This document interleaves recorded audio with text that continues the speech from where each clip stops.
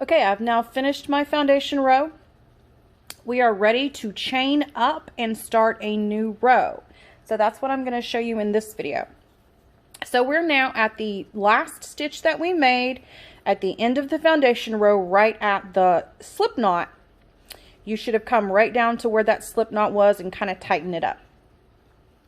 Now you're going to just make a chain to go up a level. So we're going to do it just like when we were making the foundation chain, where you wrap it over the top of the shaft, you rotate the hook, pull it through, and go up one.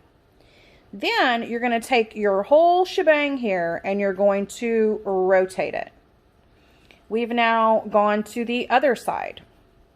And we're going to do much the same thing that we did on the foundation row, only this time it's going to be a lot easier because you should have this nice, neat top that has the 2 loops just right ready for you to insert your hook into.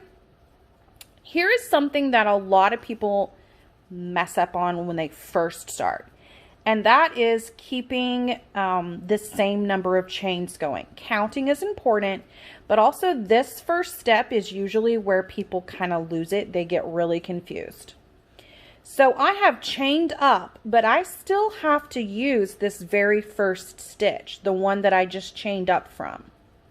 Don't skip it. It's very tempting to move over to the next one, but then you're going to lose a stitch, and then your work is going to get consecutively smaller every time you make a row. So you're going to come in from the back, insert your hook into that very first stitch, and what it does is it just slides right under this wonderful little loop right here. Slides right underneath it like that. Trying to get it to focus there. And so you have your chain that's already on the hook. You have it inserted back here. You're going to bring the yarn from underneath here. You're not going to come this way, okay? You're bringing it from behind. It's going to wrap over from the top like that. You're going to rotate that hook to catch the yarn, pull it through, and again, this first one's always the tricky one. Pull it through till you get 2 loops, wrap it, and pull it through those 2. Okay, you've made your first stitch. Now, we're going to do this again. We're going to come in from behind. You slide it underneath those 2 loops, or that 1 loop. It's 2 stitches there. It's going to come from the top, from back over here.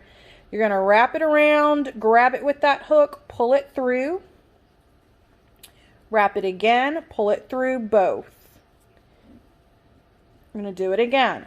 Slide underneath that loop from behind, pull it over and wrap, pull it through. You've got 2 on the hook, wrap it, pull it through till there's 1. One more time, watching it carefully. Now I've made 4 stitches. Let's look at how it looks. We have nice, neat stitches in a row, starting with our very first stitch.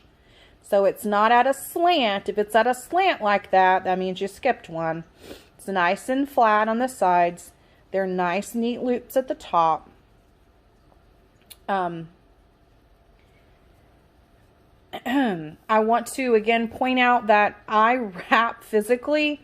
You can also do the weird finger thing that crocheters do where they hold it up like this and you grab it with your hook. I don't like that, so I don't do it. I'm going to come in one more time from behind, wrap it, pull it through. You're going to continue just like this until you reach the end of your row. And when you do that, you get down here to the very end. Don't skip this last stitch. It's kind of a little baby stitch because you've chained. It's got that very last chain that you made before you came up. So it looks a little different and it's easy to skip. But see those last 2 loops right there? You've got to go in there and use that as your final stitch. That's another way that people will skip a stitch, is they'll just do this one and leave that one kind of hanging. So make sure you get all the way. A good way to do that is to count your stitches. Count them as you go. I don't like to count up a bunch of numbers because then I kind of lose count. So I'll usually do them in sets. So I'll do like maybe I'll count a set of 10. And if I'm doing something really big, I'll mark down a 10. And then I'll count another set of 10 and I'll mark that. And I know I need to have, you know, like 15 sets of 10. And as long as I've got 15 sets of 10, I know that I've made all of my stitches. Once you get really good at it, you don't have to count as much, except on that foundation row. Okay, I hope that was helpful for you left-handers to see it from the right direction instead of everything being totally backwards.